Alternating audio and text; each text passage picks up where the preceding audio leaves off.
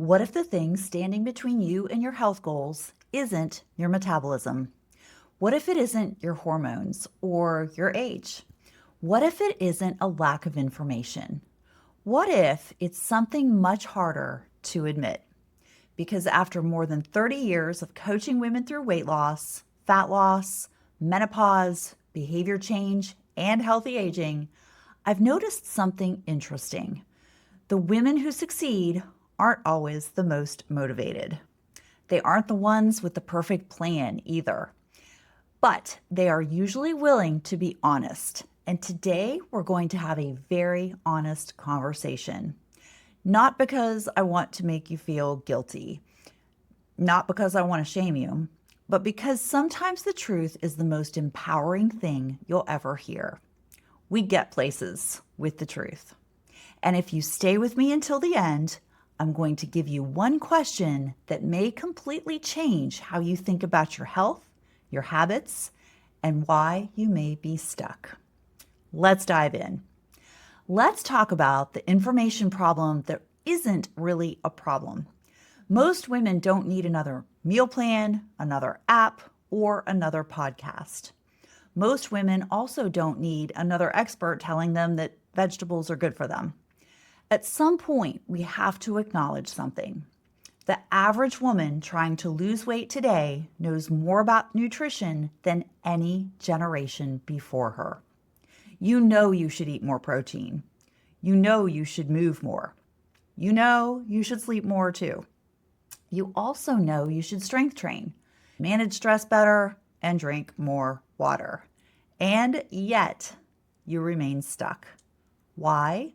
Because knowing and doing are not always the same thing. And the gap between those two things is where most people live. Here's the question I want you to ask yourself. Is this something I truly can't do? Or is it something I won't do?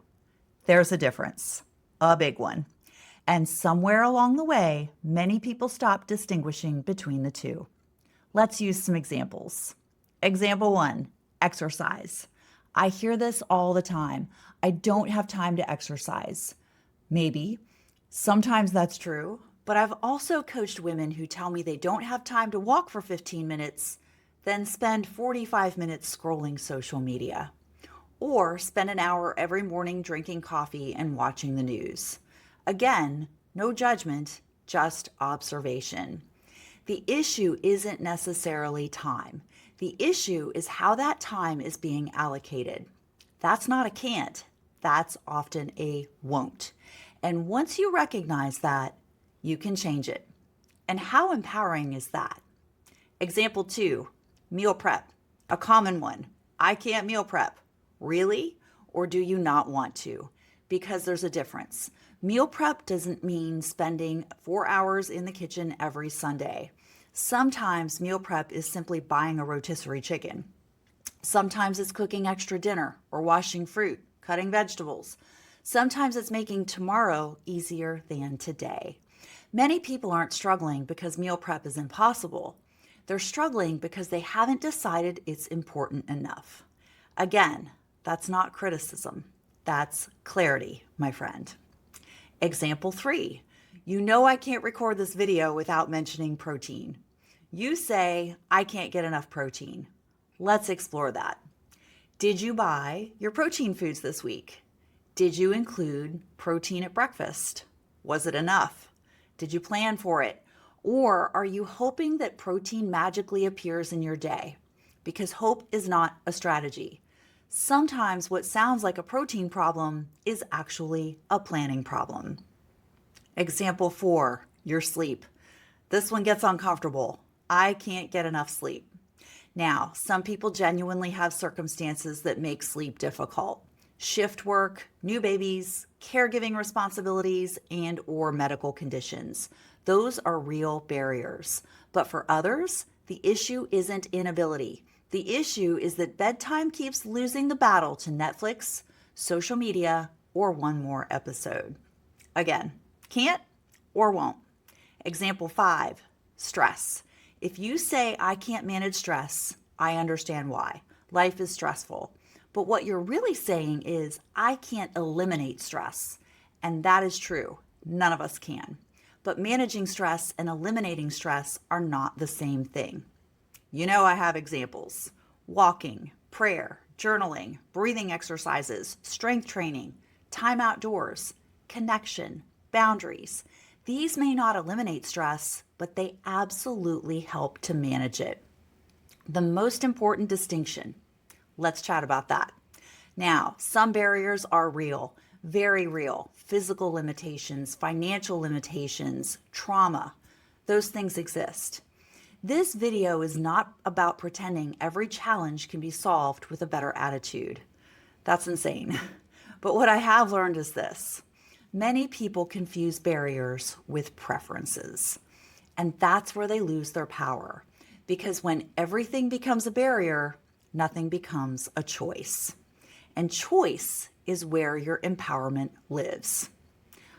One of the most powerful moments in coaching happens when you stop saying, I can't, and start saying, I don't want to. In fact, I want you to say it out loud.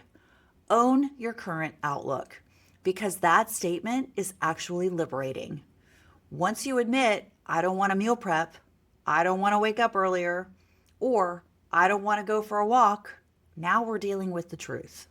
And the truth gives us options. The truth gives us ownership, as well as power. You cannot solve a problem you're unwilling to accurately identify. Now, the self-audit. Here's what I want you to do. Pick one area of your health, just one, not 10, one. Ask yourself, am I truly unable to do this? Or am I able, but currently unwilling? Because those are different situations. If you're unable, we need a different strategy. If you're unwilling, we need a different conversation. Both deserve compassion, but they require different solutions. The hard truth about why many people stay stuck isn't a lack of information. It's a lack of honest self-assessment. And the moment you become brutally honest with yourself, without beating yourself up, you create the possibility for change. Not because you're broken, not because you're failing, but because you're finally addressing the real problem. So here's my challenge for you. Drop a comment below and tell me, what's one area where you've been saying I can't that might actually be a I won't? I think you'll be surprised how powerful that exercise can be. And if you're tired of spinning your wheels, collecting information, and starting over every Monday, reach out to me directly at jody@wright-sizedwellness.com. I've spent more than 30 years helping women bridge the gap between knowing what to do and actually doing it. That's where coaching makes all the difference. Until next time, do good, have fun, be well.